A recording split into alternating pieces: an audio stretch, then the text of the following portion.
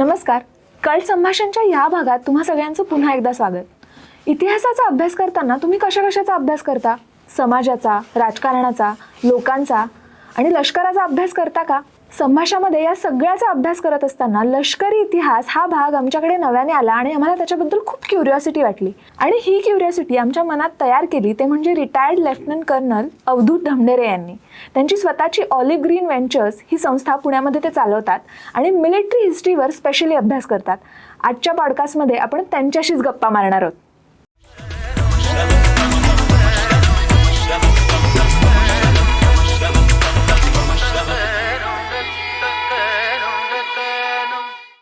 नमस्कार sir, cult संभाषणमध्ये तुमचं खूप खूप स्वागत. थँक्यू. संभाषणामध्ये आम्ही इतिहासाबद्दल खूप अभ्यास करत असतो आणि तो अभ्यास करत असताना मग प्राचीन इतिहास किंवा प्रीहिस्टॉरिक अभ्यास असं सगळं करत असतो. पण तुमच्याशी बोलत असताना आम्हाला लष्करी इतिहासाबद्दल फार माहिती मिळाली आणि आम्हाला फार क्युरिओसिटी वाटली की हा काय विषय आहे आणि यात कसा अभ्यास केला जातो. तर मुळात लष्करी इतिहास म्हणजे नेमकं काय असतं? आता इतिहास इज अबाउट पास्ट. बरोबर. म्हणजे इवन इंडस व्हॅली सिव्हिलायझेशन पासून गेलं तरी it is a past. Correct. But that is also history. Right. So as a faculty, as a branch of history, there is a social history, economic history, political history. बरोबर. So if you talk about any particular region or a country or even earth as such, so there are these various branches of history. Correct. And one very important branch of history is a military history. Now, when I told you this about 4-5 branches, social history, economic history, now you can differentiate what will be the military history. The military history deals with the basically deals with the military of any region or a country, the actions, Right. the strategies. It is not only limited to battles and war, but the scope is very wide.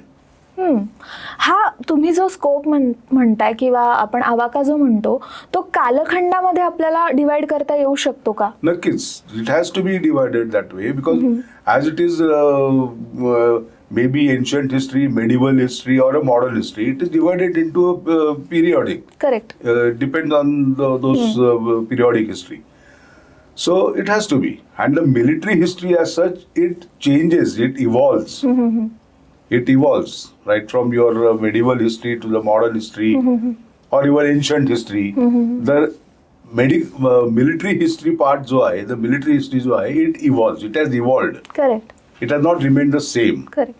So to talk about military history once again, it is that branch of history which deals with the military, Lashkar, and their actions, and their wars, and their conflicts, बरोबर. and their geopolitical viewpoint, or their geopolitical focus, geopolitical standing, the strategies involved. पण मग जेव्हा आपण military हिस्ट्रीचा अभ्यास करू तेव्हा मग आपण सुरुवात अगदी शिवाजी महाराजांच्या काळाच्या आधीपासून करणार की आपण मॉडर्न हिस्ट्री पासून करणार? No, that depends which part of which history you want to study. Now, if you want to study, see the military history 5,000 years ago, आपले जे धर्मग्रंथ आहेत, that has been म्हणजे जी गीता सांगितलेली ती is from the battle front. So if you see that angle also in Mahabharata, there is a military history involved. Correct. Because those 18 days war, that's what Gita is, that 18 days war also is a military history. Because it involved strategies, it involved tactics, it involved the formations. बरोबर. Okay. So म्हणजे हा आवाका खूप मोठा असू शकतो. आपल्याला कुठे इंटरेस्ट आहे त्याप्रमाणे आपण अभ्यासाला सुरुवात करू असू शकतो. नाही आहेच आहे. बरोबर. म्हणजे जर तुम्ही 5,000 वर्ष हे जर बेसलाईन घेतली, if you take that as a index, if you take Mahabharat as a index as far as if you want to talk about Indian history, Indian military history is concern, so since that you can divide, that is the ancient history, बरोबर, then the medieval history, and then the modern history. आणि या सगळ्यामध्ये आपण लष्करी इतिहासाचा अभ्यास करू शकतो. So this periodically, if you divide, there in that period whatever happened militarily, right. म्हणजे आपण एखाद्या कालखंडाचा सामाजिक इतिहास किंवा इकॉनॉमिक इतिहास तसाच असा military मिलिटरीचा इतिहास. इतिहासाबद्दल आपण Absolutely. अभ्यास करतो. Yes. तुम्ही स्वतः आर्मीमध्ये होतात आणि तुम्हाला आता रिटायरमेंट नंतर या इतिहासाचं डॉक्युमेंटेशन करावं असं वाटायला लागलं आणि म्हणून तुम्ही ऑलिव्ह ग्रीन व्हेंचर्स सुरू केलं. तर एक मिलिटरीमधला ऑफिसर म्हणून किंवा मिलिटरी पर्सनल आपण जे म्हणतो ते म्हणून ह्या प्रकारच्या इतिहासाकडे बघण्याचा दृष्टिकोन कसा बदलतो असं वाटतं तुम्हाला? नाही, military history as far as I am concern I was very passionate about military history. म्हणजे माझा तो फेवरेट सब्जेक्टच होता. आर्मीमध्ये असताना आम्हाला काही प्रमोशन एक्झाम्स असतात, त्याच्यामध्ये मिलिटरी हिस्ट्री एक पेपर असतोच. म्हणजे even if you go to the some highest level of training, तिथं मिलिटरी हिस्ट्री हा पेपर असतोच. म्हणजे you have to study the military history. आणि it was my favourite topic, military history, always that remained. And so I developed, it's not that I developed interest, I always had an interest. So once I started this Olive Green Ventures Foundation, we basically aimed at taking that history ahead because which was unknown, rather told, not very popular, it has not reached up to the masses, and especially we are focusing on the military history of post-independence. The military history of Indian armed forces after independence. After independence. So that period is also about 80-90 years now. बरोबर. So even if you take period from World War II, त्यानंतर देखील जवळजवळ आता world war 2 ला देखील आता एक 90 वर्ष झालेली आहेत. वर्ल्ड वॉर 1 ला तर 100 वर्ष उलटून गेलेली आहेत. पण मला असं विचारायचं होतं की तुम्ही फोकस या organisation through post independence military हिस्ट्रीवर करताय, पण अभ्यास करताना तुम्ही आय एम शुअर की प्रत्येक कालखंडातल्या हिस्ट्रीचा अभ्यास केला असेल आणि मग तुम्हाला काही असे सिमिलर पॅटर्न, सिमिलर स्ट्रॅटजीज किंवा हिस्ट्री रिपीट्स इटसेल्फ असं काहीतरी दिसतं का? See, काय when we have put the focus, decided the focus on military history of Indian armed forces post independence, it has a relation in the past. Because, for example, Indian armed forces is based on the regimentation. And those regiments have a link in the past. म्हणजे you take any regiment, say Maratha regiment, तर त्याचं ते सुरुवात त्यांची 17व्या-18व्या शतकापासून झालेली आहे. So to learn about history of about that particular regiment, you have to look into the past. You have to look into the history since its beginning, since its formation. So तो तुम्हाला अभ्यास करायलाच लागतो. म्हणजे एखादी रेजिमेंटचा जर तुम्हाला इतिहास बघायचा असेल तर right from its days of formation तुम्हाला तो सगळा इतिहास बघायला लागतो. पण आम्ही what we are focusing on only the post independence history of arm forces and specially all those 4-5 battles wars which have been fought. आणि काही 2-3 कॉन्फ्लिक्ट झाल्या आहेत आणि काही रोजच होत असतात आपले टेररिस्ट अटॅक्स. तर we are basically focusing on that and we are taking that aspect ahead with various activities. आमच्या काही ॲक्टिव्हिटीज आहेत त्याच्या थ्रू आम्ही सगळं पुढे नेत असतो. राईट. तुम्ही म्हणालात की तेव्हा तुम्ही आर्मीमध्ये होता तेव्हा प्रमोशनसाठी तुम्हाला या इतिहासाचा अभ्यास करायला लागायचा. त्यावेळीचा काय सिलेबस होता आणि त्याच्यातून तुम्हाला काय शिकवलं जायचं जे तुम्हाला निर्णय घेताना उपयोगी पडायचं? That was almost about 30-35 years ago. So त्यावेळेला आपले arm forces had just for 2-3 battles, which was not part of history. That was rather current affairs. म्हणजे 65चं वॉर किंवा 62चं वॉर जर तुम्ही बघाल तर it was just hardly 15-20 years ago. म्हणजे तेवढं काही हिस्ट्री असं त्याला म्हणता येत नव्हतं, but it had just happened as a current affairs. Okay. पण if you talk about the history, when we learn the history, we learn basically on the world war 2. त्याचे जे काय कॅम्पेन्स होते, because it was one of the hardest and widest battle for the longest period in post modern history, in the modern history rather. So we learned about World War II, their various campaigns, then various characters. What is important part of military history is the characters, the leadership. So ते आम्ही एक example देऊ शकाल आम्हाला की आपण ह्या सगळ्या ऍस्पेक्टचा कसा अभ्यास करतो? एखादं वॉरचं एक्झाम्पल घेऊन. See what we learned as a military history subject as our paper, we basically learned World War II campaigns. आणि त्याच्यामध्ये जे काही मिलिटरी लीडर्स होते, त्याच्यामधले जे काही कॅम्पेन्स होत्या, ज्या काही लढाया झालेल्या, त्याच्याबद्दल आम्ही अभ्यास केलेला आहे.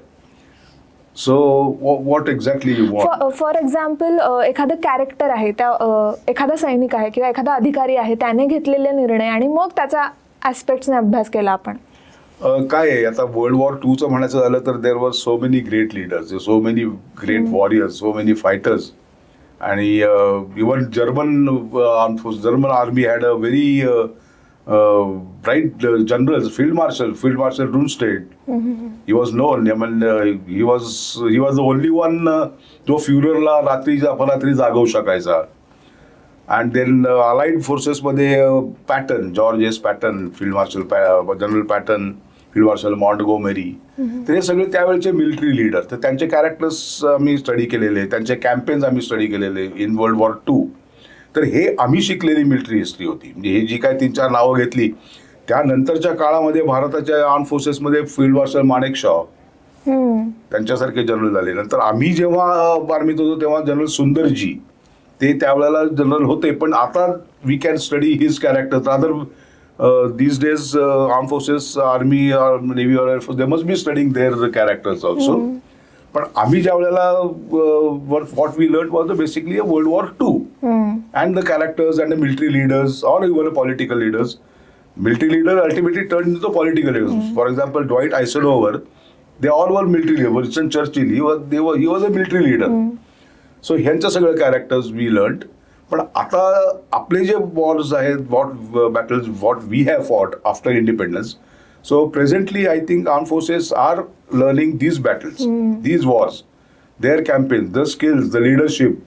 पण ह्या सगळ्याचा आपण अभ्यास करतो म्हणजे नेमका कसा अभ्यास करतो, त्याची प्रोसेस काय असते ते सांगा ना. See, the process is basically to learn the military history. You have to learn the military history not in particular dot. It is a huge canvas.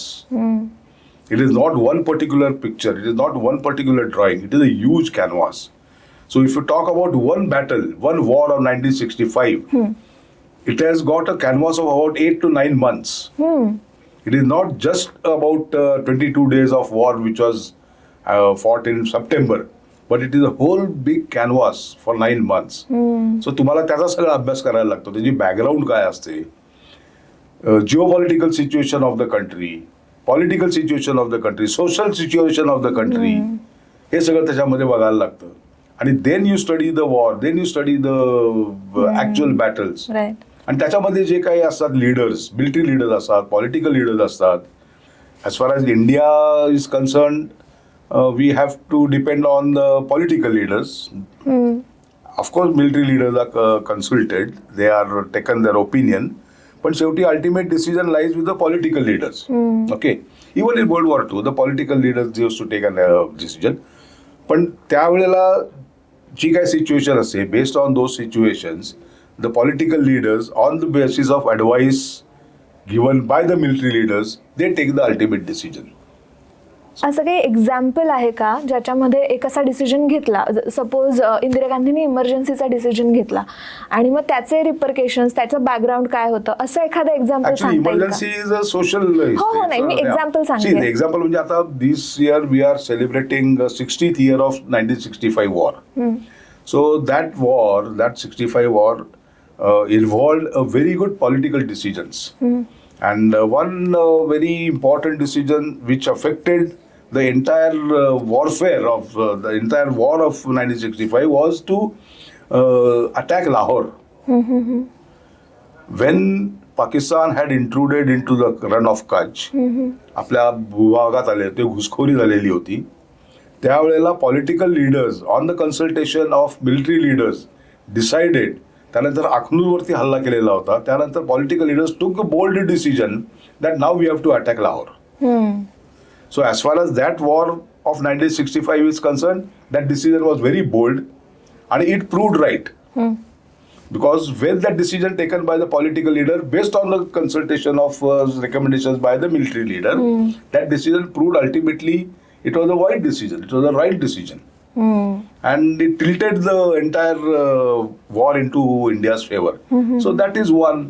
Then there are many decisions which has affected, many decisions which has adversely affected. Everybody knows 1962, what happened in 1962. I was, you were not even born, you were not at all born. But then what we learned in those history is some decisions were adversely affected to us. See, 1962 war was a completely, I mean, Indian, as an Indian, we had to rather not have very fond memories. Because कारण आपलं खूप नुकसान झालं तिथे. जरी नुकसान झालं असलं तरी our soldiers fought bravely, that is okay. पण काही डिसिजन तिथल्या त्यावेळच्या पॉलिटिकल लिडर्सनी असे घेतले की which adversely affected our arm forces, which adversely affected our geo political situation in the country. आणि ultimately we had suffered a big setback. So those are also decisions, but it affected us adversely. So these decisions are taken based upon the various geopolitical situations, social situations in the country. And then you have to either right or wrong. So the decision is there. Right. आणि तुम्ही सगळा हा अभ्यास करत असताना, या सगळ्या डिसिजन्सच्या बॅकग्राऊंडचा अभ्यास करत असताना तुम्हाला असं का वाटलं की हे सगळं डॉक्युमेंट झालं पाहिजे? सी, काय असतं की नुसतं story of a battle or a war, writing a story is different, and documenting in a proper document manner. की आता ती स्टोरी ठीक आहे, तुम्ही स्टोरी सांगायला थोडंसं त्याच्यामध्ये from the story point of view काही त्याच्यामध्ये ॲड करू शकता त्याच्यामध्ये, पण ॲक्च्युअल डॉक्युमेंटेशन, ॲक्च्युअल त्या वॉरच्या वेळेला काय झालं, okay, the documentation is that part of a military history which exactly pin points at what happened. Not that how it would have happened, मग त्याने असं झालं असेल. It is not your imagination, it is what has happened. Okay, जरी लोक किती म्हणत असतील तो एवढ्या द्वेषाने लढला, मग त्यांनी एवढे असे, पण ऍक्च्युअल काय झालं. So that is why the documentation is required. आणि डॉक्युमेंटेशननी होतं काय की we know, for the reference फ्युचरला we can refer those documents की what happened in that battle. आणि after every war that document is referred आणि वी ॲसेस, त्याला म्हणतात असेसमेंटच म्हणतात त्याला, की what could have gone wrong आणि how better we would have responded, हे असं सगळं त्याला असेसमेंट असते. म्हणून the documentation is very important. आणि every unit, every arm forces unit, army, navy, air force, they have proper document. प्रत्येक युनिटची स्वतःची एक वॉर डायरी असते, त्याच्यामध्ये सगळं लिहिलेलं असतं, daily, day to day basis, whether you are fighting a war or not. आज काय झालं, today I am not fighting a war, but still there are so many things which are happening which ultimately we have to fight a war. म्हणजे आज एखाद्या military लिडरनी visit केलं, त्यांनी काय remarks दिले, so that also is part of that document. And every unit of arm forces has that document. So that is why documentation is very important, because then you can refer. Right. Now suppose 60 years ago what happened in that particular unit, how that battle was fought, मला जर ते माहिती करायचं असेल तर मी ते document refer करणार. Correct. किंवा मग ओरल इंटरव्ह्यूज घेणार. So that is Y even that part of also documentation. So that is why the documentation is very important. तुम्ही अशा कुठल्या युद्धाचा भाग होतात आणि त्याचं डॉक्युमेंटेशन केलं ऑन द फील्ड किंवा ते सगळं चालू असताना? Yes and no. I was part of IPKF in Sri Lanka, but त्याचं डॉक्युमेंटेशन ॲट युनिट लेवल व्हायचं, बट त्याच्या पुढचं जे डॉक्युमेंटेशन करायला पाहिजे ते अनफॉर्च्युनेटली अजून काही झालेलं नाही आहे. So we probably may take up that as a project, की डॉक्युमेंटेशन ऑफ IPKF. पण yes, there are some ad hoc documentation done by the say proper unit और even independent organisation like us. That is the ad hoc documentation. पण जसं बाकीच्या Wars झालेलं आहे 47, 62, 65, 71, या वॉर्सचं ऑफिशियल डॉक्युमेंटेशन मिनिस्ट्री ऑफ डिफेन्सनी केलेलं आहे, which is available. To all? It is a restricted availability, but yes it can be made available. पण तसं IPKF असं झालेलं नाहीये. आणि कारगिलचं म्हणाल तर war document everybody was watching it. So that. पण मग अशा वेळी जेव्हा it is open to everybody आणि युजली अशा युद्धांशी आपल्या सगळ्यांच्या खूप भावना जोडलेल्या असतात, आपण आपलं पॅट्रिऑटिझम जोडलेलं असतं आणि जे काही व्हॅलिडच असतं, आपल्याला त्या क्षणी त्या मुवमेंटला त्या सगळ्याबद्दल खूप वाटत असतं. पण जेव्हा डॉक्युमेंटेशन आपण करत असतो तेव्हा ही भावना आणि क्रिटिकल थिंकिंग ह्यामध्ये बॅलन्स आपण कसा करायचा? Patriotism is one thing. When the unit fights, it fights war. Okay, it fights for the pride of that unit. Okay, so तिथं तुमचं पेट्रिओटिझम वगैरे ते डॉक्युमेंट करत असताना काय झालं, what happened is what you have to document. Not that because of your patriotism, nobody wins a war just being patriotic. Patriotism is there, definitely, but nobody wins the war just being a patriotic. I'm patriotic, I'm sitting here. So what happened during that war is exactly what is to be written in that document. For example, Hajipirची जी लढाई होती ती 4 दिवस चाललेली होती. So what happened in those 4 days is detailed document is made. कि why particular unit was delayed. There was a delayed action. Why the plan A was unsuccessful. So हे सगळं त्या डॉक्युमेंट मध्ये लिहिलेलं आहे. So it is not the question of whether you are patriotic or non-patriotic. It is what happened during that battle. बरोबर. ते लिहिणं is a documentation. म्हणजे 10 वाजता एके ठिकाणी जायचं होतं पण आम्ही 12 वाजता पोहोचलो एखादं unit. So that is what is to be written. असं नाही की आमच्या खूप इच्छा होती पण आम्ही तिथं गेलो नाही, मग हे झालं नाही ते झालं नाही झालं. But that's a fact. Documentation is writing about the fact of that particular war or a battle. That is what is documentation. अशा एखाद्या वॉरचं थोडक्यात जे डॉक्युमेंटेशन झालंय त्याची आम्हाला काही माहिती देऊ शकाल? हाजी पीर तुम्ही आत्ता मेन्शन केलं, तर एखाद्या दिवशी हे घडलं, ह्याचे हे रेपरकेशन झाले किंवा ह्याचा हा परिणाम झाला, हे जे डॉक्युमेंटेशन केलं त्याचा अभ्यास करताना काय काय वाचायचं किंवा कसं वाचायचं, की तुम्ही काय वाचलं फॉर दॅट मॅटर? सी, मी जे रिफर करतोय, I am referring a official document from the minister of defence. आता हाजीपीर या बॅटलवरती कमीत कमी 150, 200, 500 पुस्तकं अवेलेबल असतील.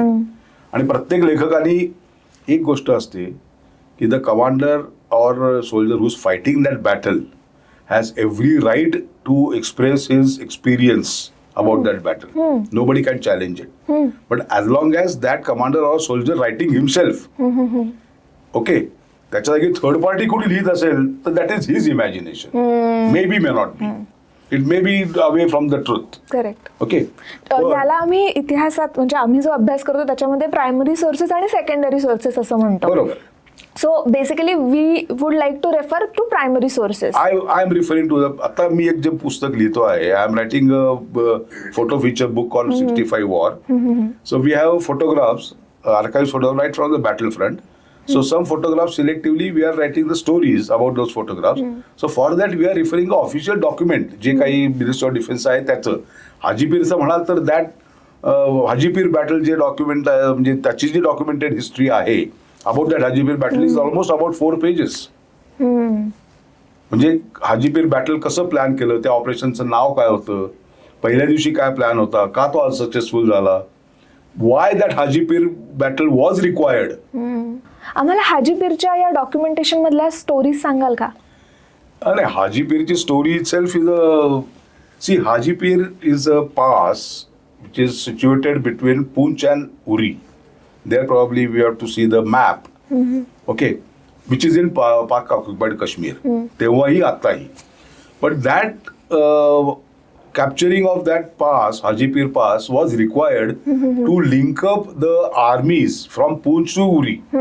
नाहीतर पूंछ आणि उरीला जर जायला लागलं तर तुम्हाला जवळजवळ 8 तास लागतात.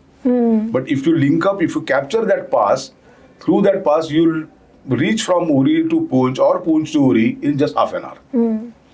म्हणून capturing of Haji Pir was required. So आणि त्यावेळेला घुसखोरी झालेली होती. पाकिस्तान अँड त्यांनी घुसखोर घुसवले होते आपल्याकडे, इंट्रुडर्स घुसवले होते. सो त्यांनाही परत म्हणजे त्यांच्या सो त्यासाठी हाजीपीर बॅटल वॉज म्हणजे Haji Pir capturing of Haji Pir was required. So that was the requirement why Haji Pir pass was required to be captured or in the Indian side. So 25th August that battle was planned. 25th August la there was one regiment 19 Punjab if I'm not wrong. Yes. So 19 Punjab was to move. See, Hajipir Pass, Hajipir Khindla ji hai, it is surrounded by mountains of 3,000 feet and above on 3 My sides. God. On 3 sides. तिन्ही साइडला mountains आहेत. So to capture those heights was the first requirement. Right. कारण जर ते capture केले नसते तर Haji Pir would not have been part of, म्हणजे काहीच उपयोग झाला नसता. So to capture those heights was a first requirement. Then you can capture Haji पीर.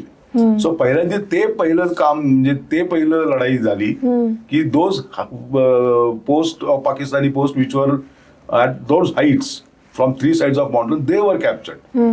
त्यानंतर 25 ऑगस्टला एक army unit 19 Punjab was to move up to Haji Pir, त्याच्या अलीकडे एक अर्धा किलोमीटर, आणि then the attack was to be launch.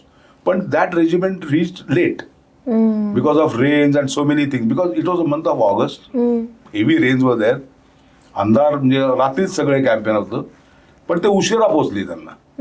त्यामुळे तोपर्यंत तो plan surprise was lost. The first element of any attack is surprise. बरोबर. Surprise, if surprise is lost enemy knows की अरे हे आलेले. ऑलरेडी इथे काहीतरी चाललंय, they will be making their strategies. Right. So 25 August झाला, 26 ऑगस्ट झाला.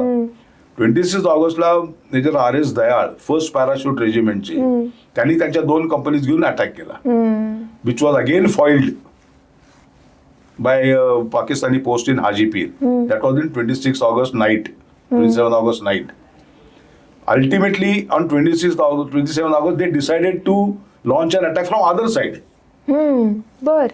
Because from this side, the attack was not foiled twice. So we might as well attack from other side. Right. आणि त्यावेळेला major RS Dayal, त्याच्या pouch ॲम्युनिशन वगैरे असतं, पण त्यांनी आपल्या गळ्यामध्ये बी असे हे लावलेले, तसे 10 हँड ग्रेनेड्स घेऊन गळ्यामध्ये गेलेले होते प्रत्येक जण. So they launched an attack from the other side of post. आणि तेव्हा तो 28 ऑगस्टला जाऊन सक्सेसफुल झाला. म्हणजे 25 ऑगस्टला जो अटॅक लॉन्च केला होता तो 28 ऑगस्टला सक्सेसफुल झाला. 4 दिवस ही लढाई चाललेली होती. So that battle was fought for 4 days. आणि 28 August in the midnight we captured that post, आणि then the movement started. So it is that battle of Haji Pir which was very epic battle. आणि ते battle जर झालं नसतं तर it would have been very difficult. It is very important battle for 65 war.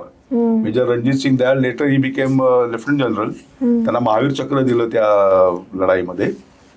So that is what Haji Pir battle is. आणि हाजी पीरवरती आता लिहिलेलंच आहे, त्याचे फोटोग्राफ्स आहेत. हे फोटोग्राफ्स आपण लोकांना स्क्रीनवर दाखवूयात, म्हणजे त्यांना अजून आयडिया येईल की त्यावेळी नक्की काय काय घडत होतं. You take my book then. ते तर आपण डेफिनेटली करूच यात. आता हाजी पीर म्हटलं तर हाजी पीरचे आहेत बरेच फोटोग्राफ. आणि तुम्ही जे म्हणताय की हे फोटोग्राफ्स आपल्याकडे आहेत, आपण हे दाखवू शकतो, तुम्ही बुकही लिहिताय, तर हे फोटोग्राफ्स आपल्याला कुठून मिळतात? See, काय in the modern warfare or in the modern history, especially after First World War, that part of a journalism was prominently coming up as a photojournalism or a war journalism. बर.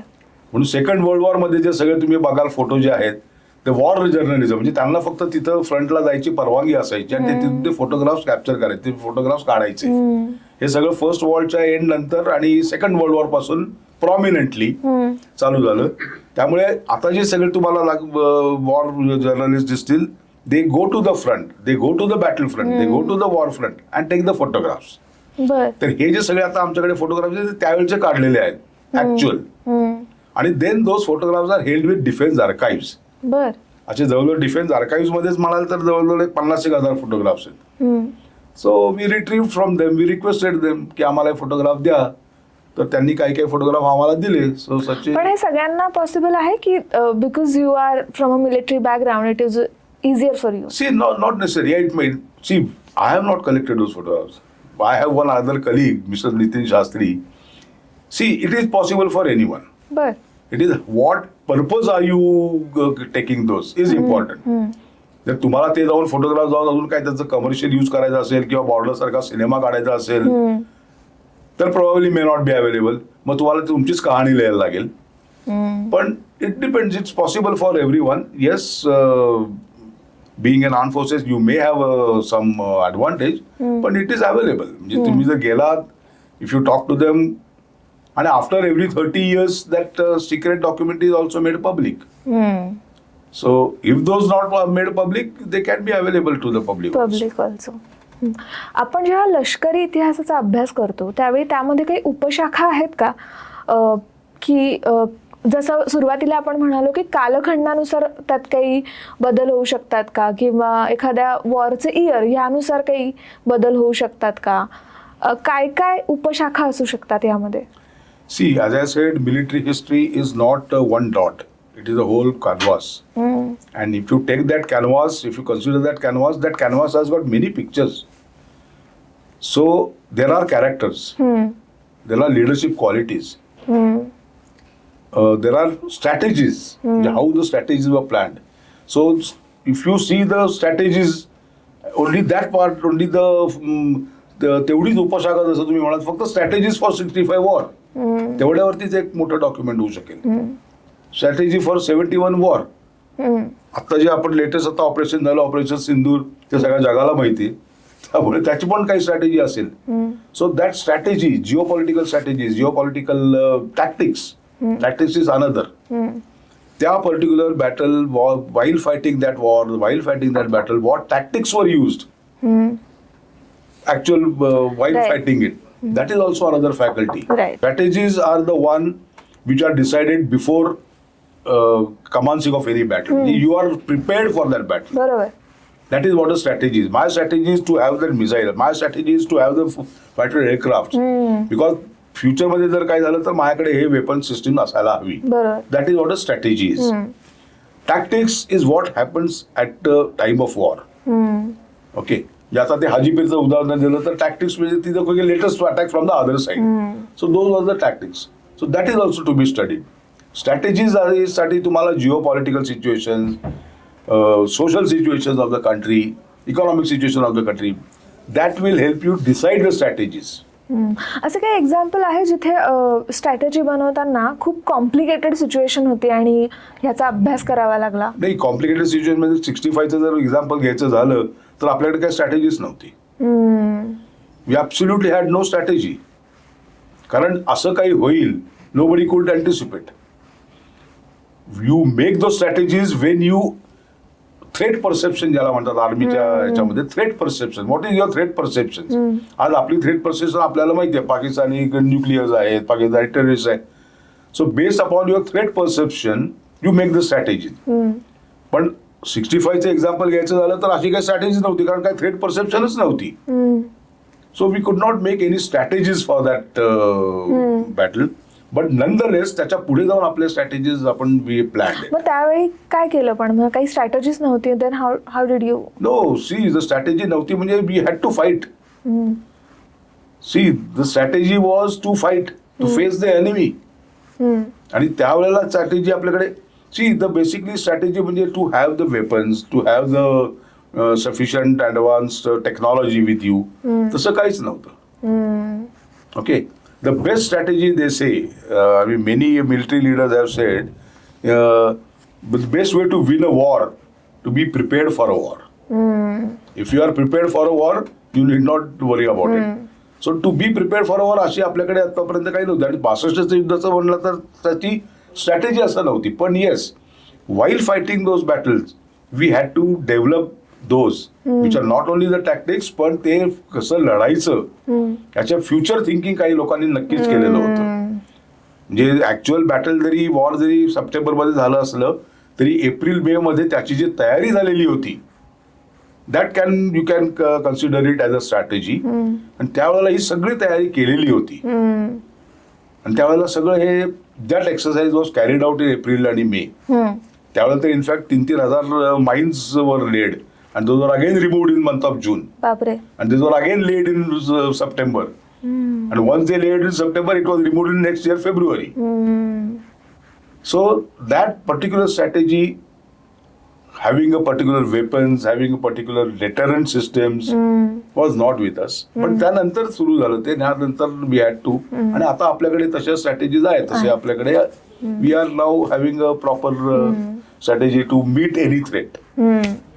मला अजून एक खूप interesting part वाटला या अभ्यासामध्ये, ते म्हणजे कॅरेक्टर स्टडी. मला फारच इंटरेस्टिंग वाटतं, कारण जेव्हा आपण शिवाजी महाराजांचा अभ्यास करतो त्यावेळी आपण त्यांच्या युद्धनीतीचा अभ्यास खूप एक्सटेन्सिव्हली करतो.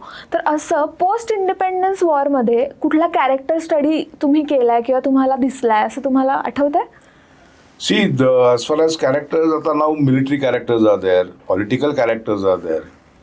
So, yes, military characters there are who are prominent, and see, the military character is basically not only winning or losing the battle. Yes, winning the battle, winning the war is definitely a part. It has to be. But then how the character is built, how that particular military leader faces the battles. For example एखाद्या military लीडरचं तुम्हाला character study केलेला C आठवतं? Everybody as far age जे सगळ्यांना field marshal Manek Shaw आहेत, field marshal Cariappa आहेत, जी सगळ्यांची नावं आहेतच. म्हणजे they are big characters, they are big names. पण असेही काही मिलिटरी लीडर्स आहेत की those leadership qualities, they displayed the leadership qualities, and which has ultimately Indian Armed Forces and India we have benefited.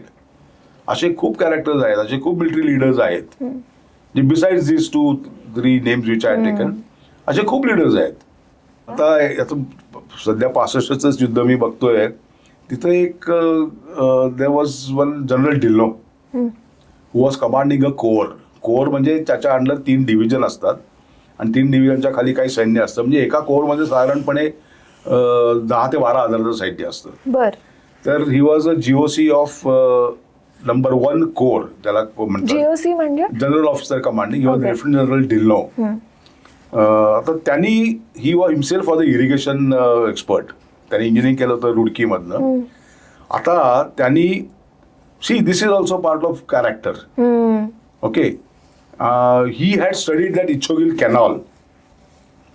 एक इच्छोगिल कॅनॉल आहे की जो it runs north and south in Pakistan. म्हणजे त्याची वेस्ट बँक आपल्याकडे आहे, ईस्ट बँक पाकिस्तानकडे आहे. It is not exactly on the border, it is slightly away from the border, about 10-15 kilometres. पण त्यांनी तो कॅनॉल स्टडी केलेला होता आणि he had decided to take that, consider that canal as a last major in case of any eventuality breaks out. आणि after studying that canal he had actually studied the places की कुठे कुठे त्या कॅनॉलमध्ये loose points आहेत की wear road could be breached. Canal कुठे कुठे तोडता येऊ शकेल त्यांनी स्टडी केलेलं होतं. आणि वेन ऍक्च्युअल वॉर टूक प्लेस इन सप्टेंबर, 7-8-9 सप्टेंबरला जेव्हा असल उत्तरची लढाई झाली, जेव्हा पाकिस्तानी टँक्स आपल्याकडे आतमध्ये आले भारताच्या हद्दीमध्ये, तेव्हा त्यांनी काही ठिकाणून तो कॅनॉल ब्रीच केला. So ultimately the canal was breached, the entire water was into the fields and all the tanks which were enemy tanks, they were in the water. आणि हे त्यांनी कुणालाही सांगितलं नव्हतं. He had not told even his GOC, म्हणजे त्याचे जे डिव्ह commander होते मेजर जनरल, त्यांना पण सांगितलेलं नव्हतं त्यांनी. He kept it for himself. कुणालाच सांगितलं नव्हतं त्यांनी, पण त्यांनी ते स्टडी केलेलं होतं. Right. This is again a character which is again a military leader. See, you talk about the big military leaders like Manekshaw, they are definitely. पण हे छोटे छोटे म्हणजे छोटे नाही म्हणता येणार त्यांना, पण हे असे जे आहेत त्यांची जी कॅरेक्टर्स आहेत, आता त्यांनी स्वतः स्टडी केला तो canal. He use is that Ichhogil canal as a without fighting the battle. Right. आता त्या कॅनॉलचं काय करायचं, त्यांनी 3 ठिकाणून तोडला, ब्रीच केला दोन्ही साईड्स, आणि मग सगळं टँक आपले जवळजवळ 101 पाकिस्तानी टँक तिथं असल उत्तरमध्ये त्याची दफनभूमी त्याला म्हणतात. टँकची दफनभूमी. It's known as a graveyard of Pakistani tanks. So he is another leader which I am studying it now. माहिती होतच, पण म्हणजे हे असे जे आहेत ना, these are the characters, these is the military thinking. Right. So the military leader has to have a military thinking. आणि त्याच्यासाठीचं वेगळं ट्रेनिंग असं काय असतं आणि त्याचा अभ्यास कसा केला जातो? ट्रेनिंग जे आहे ते सगळ्यांना कॉमन दिलं जातं. ट्रेनिंग जे असतं ते कॉमन दिलं जातं, पण see the military thinking it comes by experience, may be by your on instinct. At times it works. आता एक लक्ष सिनेमा बघितला असेल, ते सिनेमातलं आहे, किती खरं किती खोटं माहीत नाही, त्याच्यामध्ये तो सुभेदार मेजर असतो, त्याचं कोण बरं, ओम पुरी. आणि ते कुठेतरी अटॅकच्या आधी गेलेले असतात आणि त्यावेळेला त्यांनी तीन ठिकाणून LMGचे आवाज ऐकू येतात.